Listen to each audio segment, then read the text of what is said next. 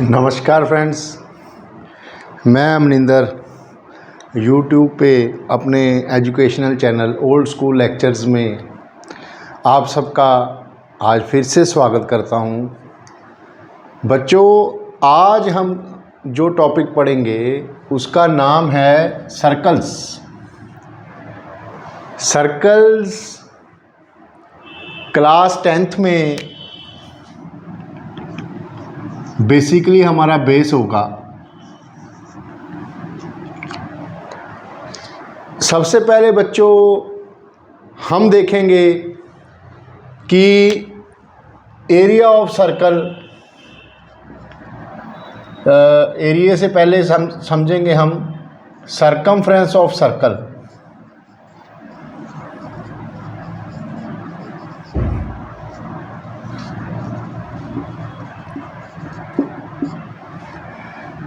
Circumference बच्चों, इससे पहले लेक्चर में जो मैंने आपको कल बताया था कि किसी भी चीज़ का, कल हमने रेक्टेंगल किया था, हमने स्क्वायर किया था, हमने ट्रेपेजियम किया था। कोई भी फिगर हो, उसका पेरीमीटर का मतलब क्या है कि हमने उसके साइड में टोटल लेंथ देखनी है उसकी ओवरऑल। यहाँ से यहाँ गए, फिर यहाँ गए, फिर यहाँ गए, फिर यहाँ वापस आए। यहाँ से यहाँ गए, फिर यहाँ गए, फिर यहाँ गए, फिर यहाँ वापस आए।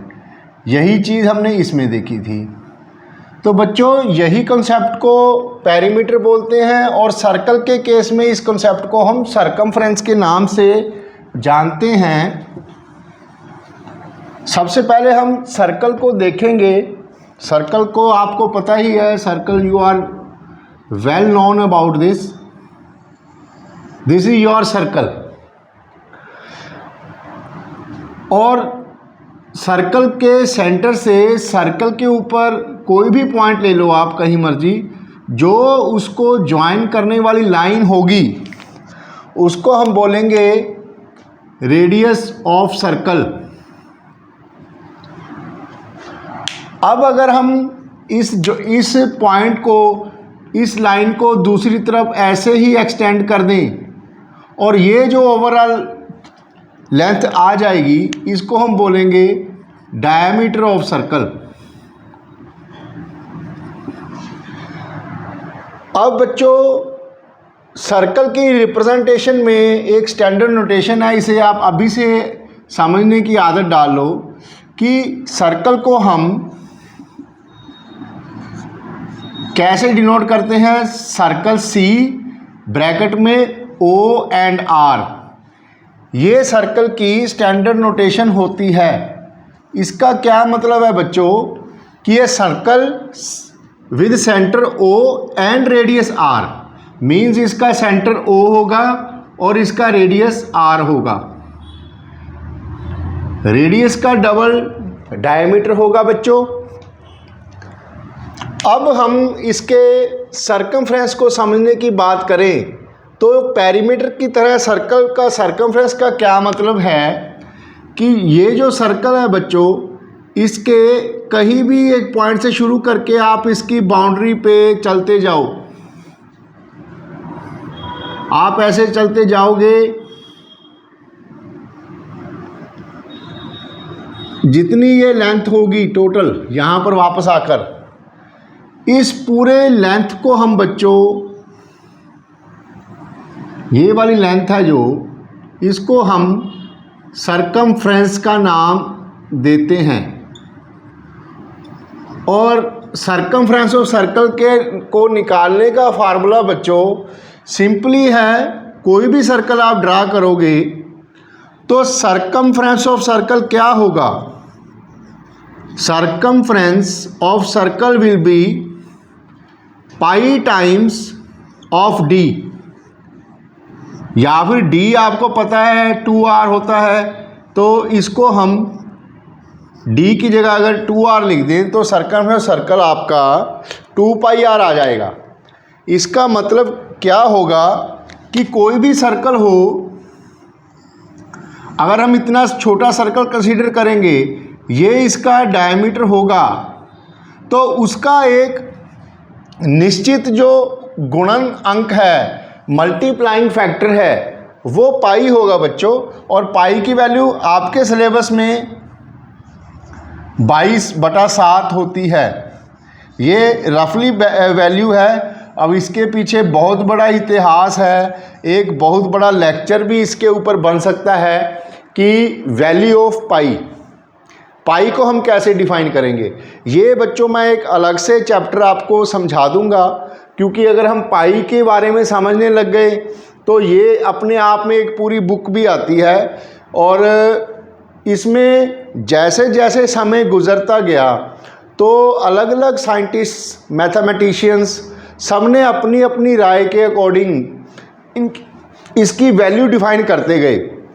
मगर आप अपने सिलेबस के अकॉर्डिंग देखो बच्चों, पाई की वैल्यू 22/7 22/7 लेनी है आपने, ये फिक्स है। और इसको अगर हमारे पास सरकमफ्रेंस निकालना हो सर्कल का, जिसका हमारे पास डायमीटर गिवन हो, मान लो कि इसका डायमीटर ये 10 सेंटीमीटर आ गया, तो इसका सिंपली सरकमफ्रेंस कितना होगा, पाई times of D, pi into 10 means पाई की वैल्यू 22/7 और रफली 3.14 होती है। अगर ये 10 सेंटीमीटर का होगा तो 3.14 इंटू 10 31.4 सेंटीमीटर। मान लो आपके पास एक और सर्कल आ गया जिसका डायमीटर 20 सेंटीमीटर हो, तो इसका सरकमफ्रेंस कितना होगा, पाई times D means 3.14 into 20, simply ये आ जाएगा 62.8 सेंटीमीटर। इसी तरह से बच्चों आपके पास जब भी डायमीटर गिवन हो तो आपने उसका सरकमफ्रेंस निकालना है, तो वो पाई times D, that is the simple formula of circumference of circle which is pi times D. इसमें कोई खास समझने वाली बात है नहीं, आपके लेवल पे आपने क्वेश्चन सॉल्व करने हैं तो सरकमफ्रेंस निकालने का फार्मूला सिंपल सा है, पाई टाइम्स डी। मीन्स ये अगर डायमीटर आपके पास गिवन होगा तो ये पूरी लेंथ आपकी क्या होगी, अगर ये 10 है तो ये पूरी लेंथ मीन सरकमफ्रेंस क्या होगा, पाई टाइम्स डी। अगर ये 20 है तो ये कितना होगा, पाई टाइम्स डी। इसी तरह से एक सिंपल फार्मूला आपके पास आ गया। If you have to find the circumference of the circle with given radius, then it is very simple बच्चों, you have to multiply that value of diameter with the non value of pi, and pi की value आपने आपके syllabus के according 22/7 या फिर decimals में लें तो 3.14। बस इसके अलावा अलग से मैं आपको पाई की वैल्यू के ऊपर एक लेक्चर दे दूंगा बच्चों, इसको आप नोट कर लो। इसके साथ ही एरिया भी आप सीधा ही लर्न कर लो। इसका ये सरकमफ्रेंस हो गया और इसका एरिया होगा पाई आर स्क्वायर। सिंपल बात है इसकी, अगर सर्कल का रेडियस गिवन हो और अगर हमने इसका ये एरिया निकालना हो, this is simply pi are square, this area is pi are square. ये दो बातें हैं बच्चों, इसको आप समझ लो, इसको पॉज करके नोट कर लो, फिर हम आगे बढ़ते हैं।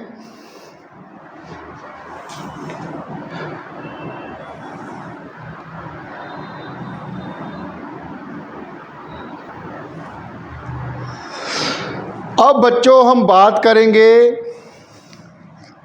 सेक्टर की।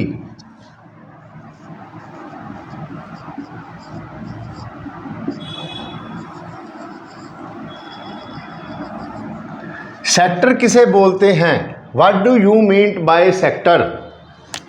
बच्चों ये आपका एक सर्कल है जिसका कोई एक सेंटर है, सर्कल ओ, इसको हम ऐसे डिनोट करेंगे circle COR, circle with centre O and radius R। अब इसमें सेक्टर का what do you mean by sector, बच्चों अगर हम सर्कल के ऊपर कोई भी दो पॉइंट लें कहीं पर भी और इन दो पॉइंट्स को सर्कल के सेंटर से हम ज्वाइन कर दें तो ये जो पोर्शन आएगा सर्कल का इसे हम बोलेंगे sector. This is known as sector, sector of circle.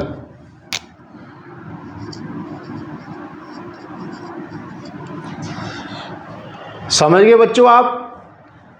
अब ये जो अंडरलाइन वाला पोर्शन है सेक्टर, इसका हमने एरिया कैसे कैलकुलेट करेंगे?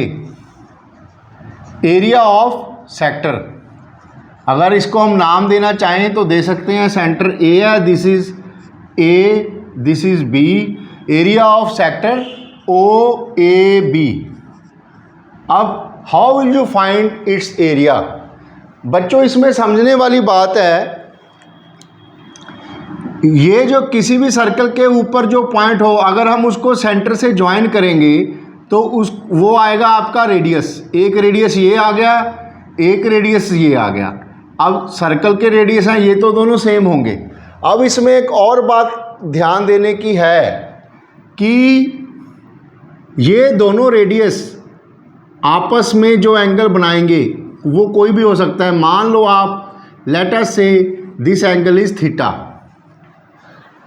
Now you have to find the area of sector A O B. How will you do it?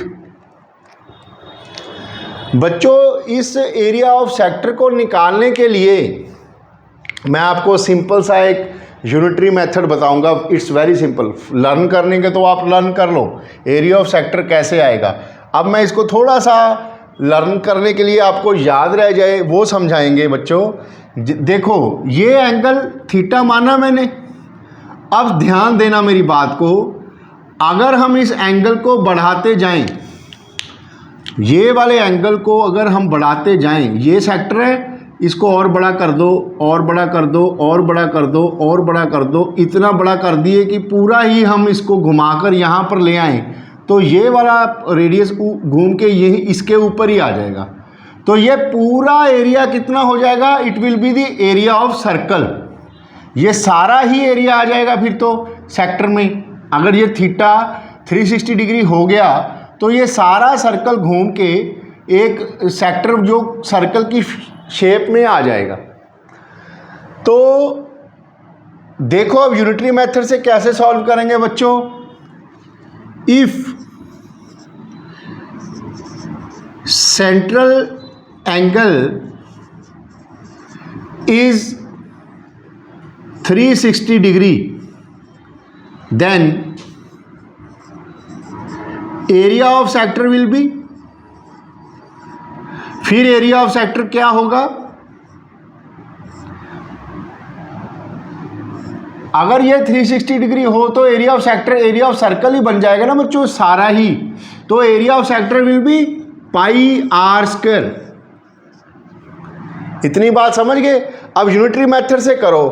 अब ये सेंटर एंगल अगर 1 डिग्री हो, if central angle is 1 degree.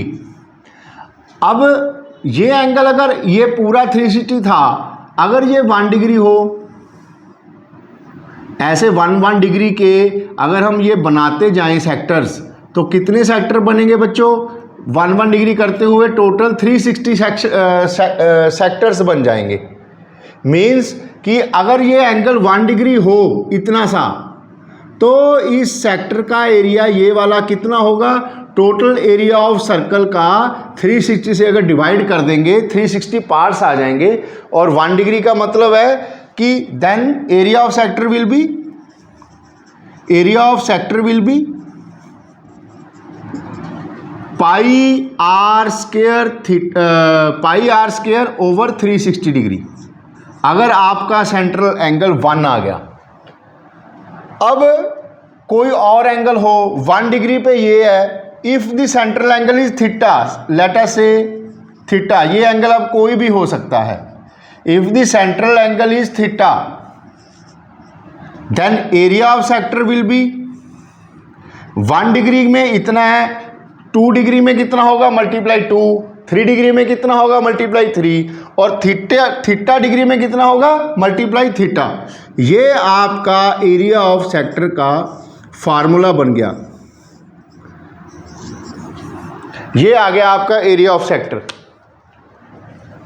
Pi are square theta over 360 degree. Means कि अगर आपके पास कोई circle हो,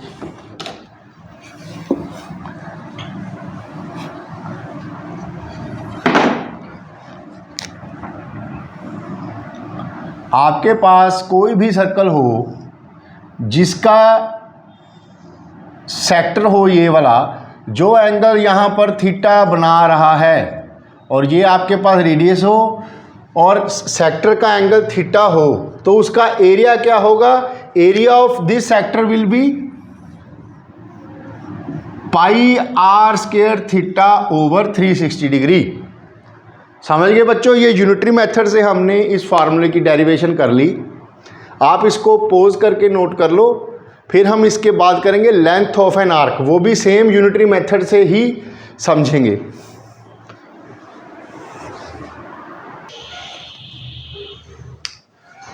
अब बच्चों हम बात करेंगे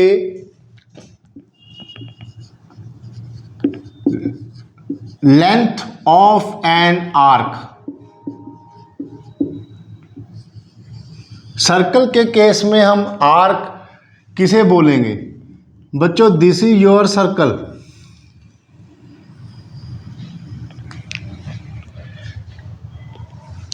with centre O and radius R, circle COR। इस सर्कल के ऊपर आप कोई भी 2 पॉइंट्स कंसीडर कर लो। लेट अस से पॉइंट A एंड B। बच्चों ये सर्कल की टोटल जो सरकमफ्रेंस है, इसमें ये आपका टोटल सरकमफ्रेंस है। अगर हम यहां से शुरू करेंगे,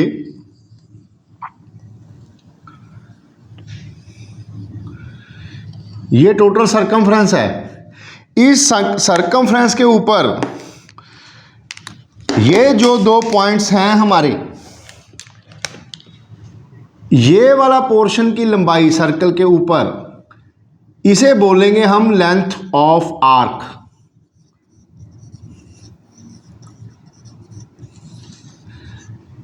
ये वाला इसे बोलते हैं इस सर्कल की लंबाई। अब इस 2 पॉइंट्स को अगर हम सर्कल के सेंटर से ज्वाइन कर दें तो ये आपका सेक्टर बन गया जो हम कर चुके। This is your sector, shaded portion वाला, और ये 2 रेडियस हैं जो इसके, ये आपस में एंगल यहां पर थीटा बना रहे हैं। तो इस आर्क लेंथ की लेंथ कितनी होगी, वो भी फॉर्मूला हम जो एरिया ऑफ सेक्टर का जैसे हमने डिवाइड करके निकाला था बच्चों, अब इसकी आर्क लेंथ का भी वैसे ही यूनिटरी मेथड से निकालने की कोशिश करेंगे। वैसे ही कॉन्सेप्ट हमारे पास आ गया कि अगर ये थीटा हम 360 डिग्री कर दें तो यहां से घूमता हुआ ये पॉइंट B सारा यहां दोबारा आ जाएगा। मीन्स ये पूरी लेंथ ऑफ आर्क बन जाएगी सरकमफ्रेंस ऑफ सर्कल की।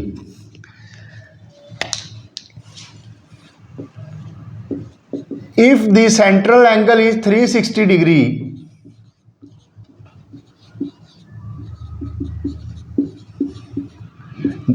then length of arc कितनी होगी हमारी? अगर length of arc को L से डिनोट करें, length of arc will be circumference of circle। 360 degree पर मीन्स ये पूरा घूम जाएगा। Length of arc will be circumference of circle। If the central angle be, if central angle हम 1 degree कर दें, तो अगर ये एंगल 1 डिग्री होगा, ये वाला एंगल, तो ये वाली आर्क लेंथ कितनी हो जाएगी? इस 360 डिग्री का 360th पार्ट, 360 से डिवाइड करके आ जाएगी। मीन्स कि सेंट्रल एंगल इज 1 डिग्री हो तो लेंथ ऑफ आर्क कितनी होगी हमारी 2 pi are divided by 360 degree. समझ गए बच्चों। अब फिर वैसा ही कॉन्सेप्ट, अगर ये एंगल 1 डिग्री है तो 2 पाई आर बाई 360, अगर ये 2 हो गया तो इसका ट्वाइस हो जाएगा, मीन्स मल्टीप्लाई 2। अगर ये 3 हो गया तो इसका थ्राइस हो जाएगा, मल्टीप्लाई 3। वैसे ही अगर ये एंगल सेंट्रल एंगल हमारा थीटा डिग्री हो तो length of arc will be 2 pi r by 360 degree को हम थीटा से मल्टीप्लाई कर देंगे और इसकी कटिंग वगैरह कर लेंगे तो आपके पास फार्मूला निकल के आएगा लेंथ ऑफ आर्क का पाई आर थीटा ओवर 180 डिग्री। ये आपका लेंथ ऑफ आर्क का फार्मूला बन गया बच्चों। मतलब एक सर्कल में कोई ए बी आर्क है जो सेंट्रल पे सर्कल के थीटा डिग्री एंगल बनाएगी तो इसकी लंबाई कितनी होगी पाई आर थीटा बाय 180 डिग्री। This will be your length of arc. समझ गए बच्चों। अब इसको याद करना बड़ा इजी हो गया आपके लिए। फार्मूला लर्न करना है, अगर डिराइव करना है तो भी आप कर सकते हो। अगर हम जल्दी से सीखें कि अगर फार्मूला भूल गए तो यूनिटरी मेथड से आपको कैसे याद रहेगा। If angle is 360 degree then length of arc कितनी होगी 2 पाई आर। 360 डिग्री पे ये सारा सर्कल इसकी लंबाई हो जाएगी। अगर ये एंगल 360 हो गया, ये एंगल 1 हो गया तो ये कम होगी, डिवाइड बाय 360। अब यहाँ पर जो भी एंगल हो वो आप लगा दो। थीटा हो तो L is equal to 2 pi r over 360 degree into theta. समझ गए बच्चों। ऐसे ही एरिया ऑफ माइनर सेगमेंट भी कैसे होगा। अगर ये एंगल 360 डिग्री हो, if angle is 360 degree then area will be area of circle pi are square. If angle is 1 degree then area of circle will be pi r square over 360 degree. If angle is theta then area of circle will be pi r square over 360 degree into theta. ऐसे बच्चों इसीलिए मैंने आपको unitary method करवाया था कि अगर formula आप कभी भी भूल जाओ तो यूनिटरी मेथड के जरिए आपको ये याद रहेगा। समझे आप। अब इसको आप पॉज करके नोट कर लो, फिर हम नेक्स्ट टॉपिक पे चलेंगे।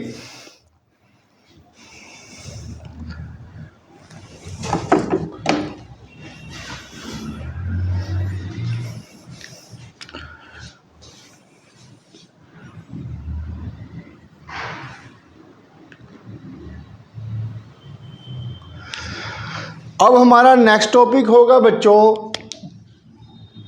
सेगमेंट्स। ये दो होंगे, एक माइनर सेगमेंट और एक मेजर सेगमेंट। दो होंगे बच्चों, एक होता है माइनर सेगमेंट,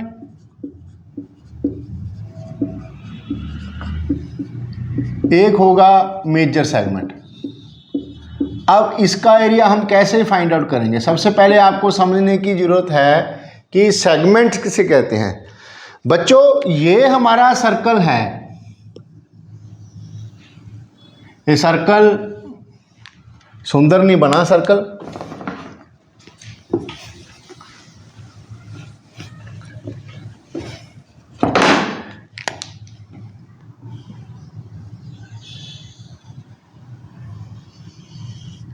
ये हमारा सर्कल है बच्चों। ये circle COR mean circle with centre O and radius R।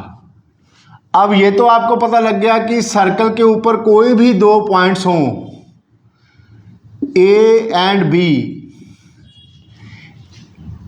In points के बीच में सर्कल के ऊपर जो ये लेंथ होगी ये वाले पोर्शन की, इसको हम बोलते हैं लेंथ ऑफ आर्क।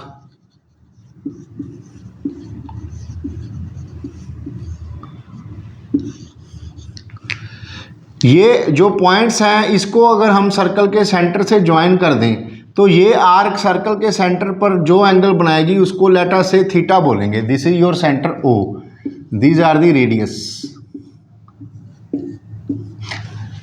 अब ये वाला पोर्शन हो गया हमारे पास सेक्टर।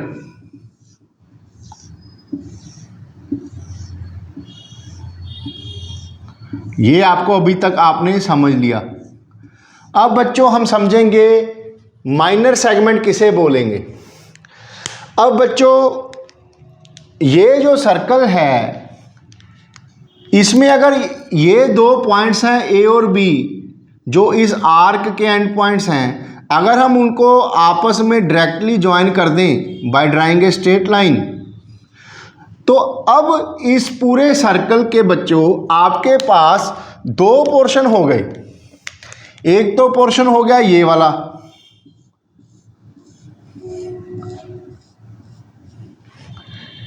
इसे हम बोलेंगे minor segment.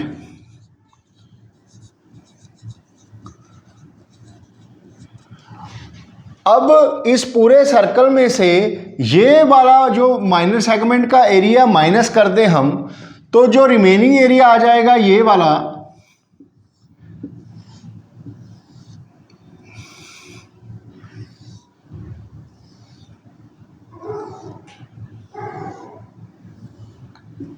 This will be your major segment. समझ गए बच्चों आप।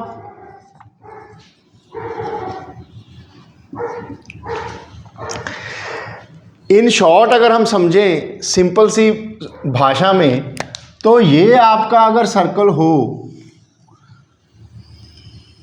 इसके ऊपर कोई भी दो पॉइंट्स हों, अगर उन दो पॉइंट्स को हम आपस में ज्वाइन कर दें स्ट्रेट लाइन या कॉर्ड होगी, ये वाली कॉर्ड हो गई। What do you mean by chord? A line joining two points on the circle, straight line joining the two points. Because हमने ऐसे नहीं जाना, ये तो इसकी लेंथ ऑफ आर्क हो जाएगी। A straight line joining two points on the circle is called chord. This is chord A B. ये कॉर्ड ए बी बच्चों इस पूरे सर्कल को दो एरियाज में डिवाइड करेगी। ये जो छोटे वाला पोर्शन होगा इसे बोलेंगे माइनर सेगमेंट, और ये बड़े वाले पोर्शन को बोलेंगे हम मेजर सेगमेंट। समझ गए आप? ये अब आपका मेजर सेगमेंट हो गया, ये आपका माइनर सेगमेंट हो गया। This is your minor segment, this is your major segment. इतनी बात तो समझ आ गई आपको। समझ गए बच्चों? ये थी understanding what do you mean by minor segment and major segment. अब बच्चों हम इसका एरिया देखेंगे कि हम कैसे कैलकुलेट करते हैं। तो इसके पहले आप पॉज करके नोट कर लो, फिर मैं इसको डायग्राम को अच्छे से दोबारा बनाता हूं। सबसे पहले बच्चों हम निकालेंगे माइनर सेगमेंट, उसका फॉर्मूला कैसे डिराइव करेंगे वो देखेंगे। सबसे पहले हमारा we will calculate area of minor segment.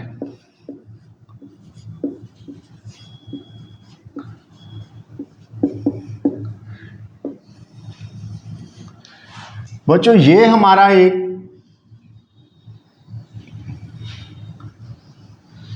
Circle है। ये थोड़ा सा बड़ा बनाना पड़ेगा क्योंकि इसमें थोड़ी सी हम बीच में कैलकुलेशन करेंगे। बड़ा सर्कल बस थोड़ा सा साफ नहीं बनता, आप समझ लेना।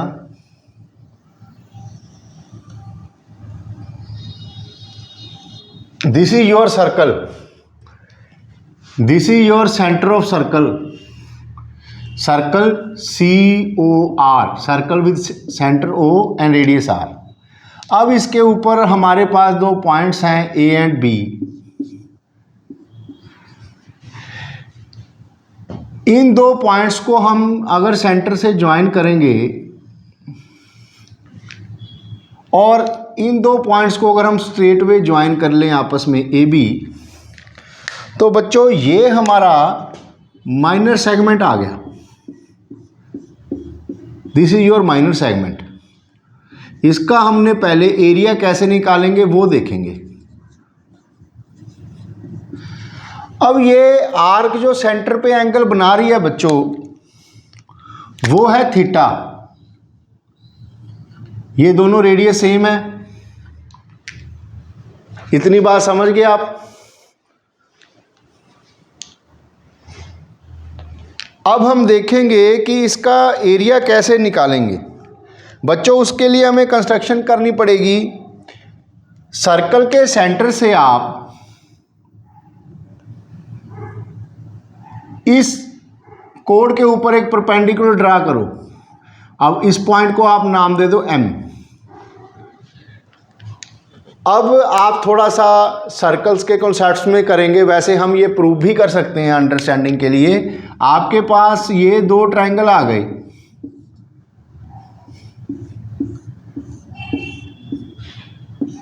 इन triangle AOM and triangle BOM। बच्चों OM तो हमारी कॉमन हो गई, OM is equal to OM, ये हमारी कॉमन साइड हो गई। AM is equal to MB हो गई। वाई आपने थ्योरम किया है, नहीं तो हम सर्कल्स में इसको पढ़ेंगे ज्योमेट्री वाले सेक्शन में, कि सर्कल के सेंटर से अगर हम किसी भी कॉर्ड के ऊपर एक परपेंडिकुलर ड्रा करेंगे then it will bisect the chord. तो AM is equal to MB हो गई, ये प्रॉपर्टी है बच्चों। और ये एंगल इसके बराबर होगा Y। किसी भी ट्राइंगल में आपने देखा है अगर टू साइड्स इक्वल हों तो उसके सामने वाले एंगल इक्वल होते हैं। अब ये एंगल लेटर से X हो, X मान लो, ये भी X हो गया। अब आप इन दो ट्राइंगल्स को ध्यान से देखो। वैसे हमारे X लेने की जरूरत भी नहीं थी, ये एंगल 90-90 कर सकते हैं हम। X लेने की बजाय आप इसको 90-90 मान लो, तो बाय ऐसे ऐसे हमारी ये थ्योरम प्रूव हो जाएगी, किसी भी तरीके से प्रूव हो जाएगी। Angle M is equal to angle M 90 degree each. अब by SAS axiom triangle AOM is congruent to triangle BOM। अब ये दो ट्राइंगल कॉन्ग्रुएंट हो गए बच्चों। कॉन्ग्रुएंट आप पता ही है कि ये these are same in shape and size, मतलब कि ये एंगल जितना होगा उतना एंगल ये होगा, जितना एंगल ये होगा उतना ये होगा, जितना एंगल ये वाला होगा उतना ही ये वाला होगा। इस बात को आप अच्छी तरह से समझ गए। अब ये टोटल एंगल थीटा था तो ये हाफ हाफ हो जाएंगे। ये वाला एंगल आपके पास θ/2 आ गया और ये भी θ/2 आ गया। अब आप एक राइट एंगल ट्राइंगल में आओ। In right angled triangle AOM, बच्चों ये मैंने यहां ड्रा कर रहा हूं right angle triangle AOM।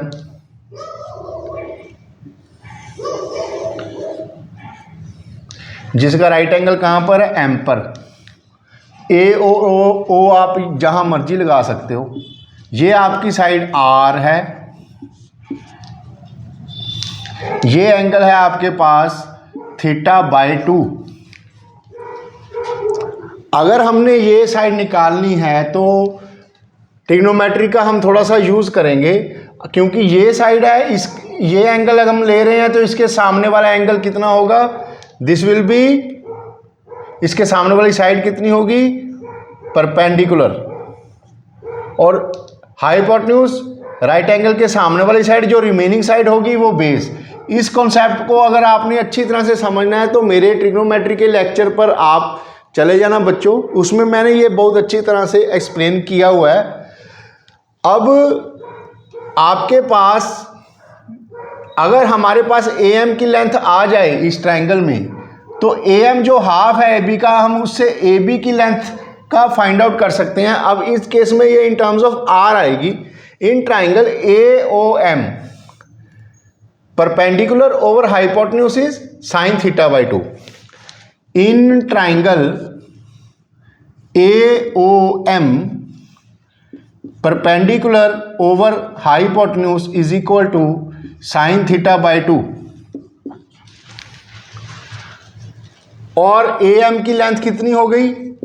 R into sin θ/2। समझ गए बच्चों? ये AM की लेंथ हो गई। और अगर ए बी होगी तो इसका ट्वाइस होगी, वो होगी 2r sin theta by 2। Once you have calculated length of A B which is 2r sin theta by 2, तो बच्चों अगर हमने माइनर सेगमेंट का एरिया निकालना है, ये मैं यहाँ साइड पे लिख लेता हूँ। ए बी की लेंथ हमारे पास आ चुकी है 2r sin थीटा बाई 2। इसको आप पॉज करके नोट कर लो। और इसी तरह से अगर हमने ओ एम फाइंड आउट करना है तो ये होगी base over hypotenuse is cos theta by 2। O M की लेंथ कितनी होगी यहां से, base over hypotenuse is equal to cos theta by 2। O M कितना हो गया, r sine theta, r cos theta by 2। ये यहां से ओ एम की लेंथ आ गई हमारे पास आर कॉस थीटा बाई 2। इसको आप नोट कर लो। ये हमारे पास ओ एम की लेंथ आ गई r cos theta by 2। A B की लेंथ आ गई 2r साइन थीटा बाई 2। समझ गए बच्चों। अब इसको, इस पोर्शन को मैं रब कर रहा हूं, आप नोट कर लो।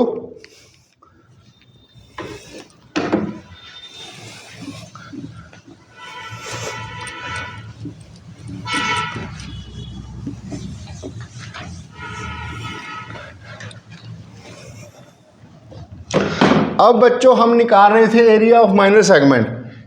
अगर इस पूरे सेगमेंट के, पूरे सेक्टर के एरिया में से O A B, area of minor segment will be equal to area sector O A B minus area of triangle A O B, area triangle A O B.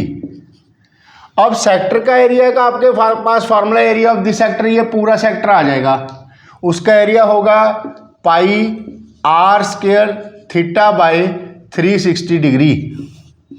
इसमें से हमने area of triangle A O B minus करना। अब ये एक right angle triangle है बच्चों, जिसमें बेस ए बी हमने निकाल ली और इसकी हाइट भी हमने निकाल ली।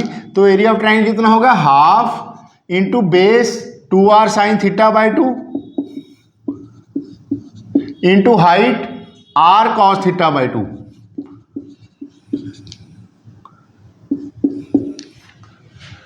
अब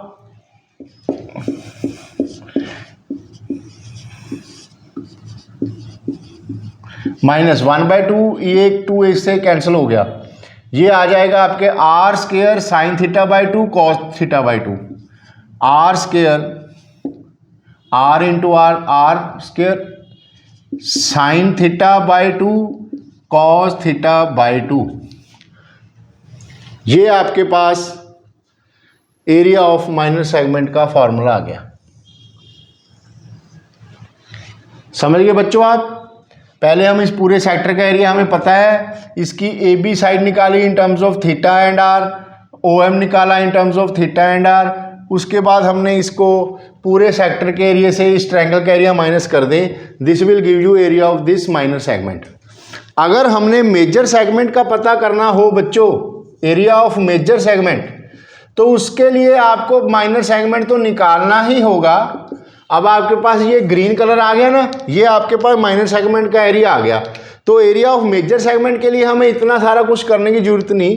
एरिया ऑफ मेजर सेगमेंट के लिए हमें माइनर सेगमेंट का एरिया एज इट इज निकाल लेना है पहले। उसके बाद एरिया ऑफ सर्कल में से इसको माइनस कर दो आप, area of circle minus area of minor segment. ये इस क्वेश्चन की डेरिवेशन थी बच्चों। जब हम इसके फॉर्मूले लगा के क्वेश्चन सॉल्व करेंगे तब ये बहुत ज़्यादा इजी हो जाएगा।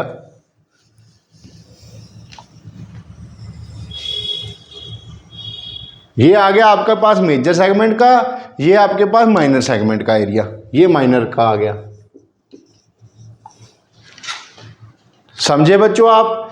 आज के हमने इस लेक्चर में आज सर्कल का एरिया, सरकमफ्रेंस, उसके बाद area of length of arc, उसके बाद हमने एरिया ऑफ सेक्टर, फिर हमने एरिया ऑफ माइनर सेगमेंट, फिर हमने एरिया ऑफ मेजर सेगमेंट, ये फार्मूले रिवाइज किए हैं। इसके बाद के लेक्चर में बच्चों मैं आपको एनसीईआरटी के कंप्लीट सॉल्यूशंस के फॉर्म में लेक्चर्स ला रहा हूँ, जिसमें एटलीस्ट आपके एनसीईआरटी और एनसीईआरटी एग्जाम्पलर के कंप्लीट क्वेश्चन मैं सॉल्व करूँगा। इसको आप लर्न कर लेना, समझ लेना, और जैसे जैसे हम क्वेश्चंस करते जाएंगे इसकी रिवीजन ऑटोमेटिकली हम साथ में करते जाएंगे। चलो बच्चों, आज के लिए इतना ही। अब हम नेक्स्ट लेक्चर में एनसीईआरटी की एरिया ऑफ सर्कल वाले चैप्टर में फर्स्ट एक्सरसाइज से शुरुआत करेंगे, और मैं कोशिश करूंगा आपके लिए कि सभी क्वेश्चंस के सॉल्यूशंस आपको समझाऊं। उसके बाद हम एनसीईआरटी के ऊपर, एग्जाम्पलर के ऊपर कंसंट्रेट करेंगे, और लास्ट में हम प्रीवियस ईयर क्वेश्चंस की प्रैक्टिस करेंगे। धन्यवाद।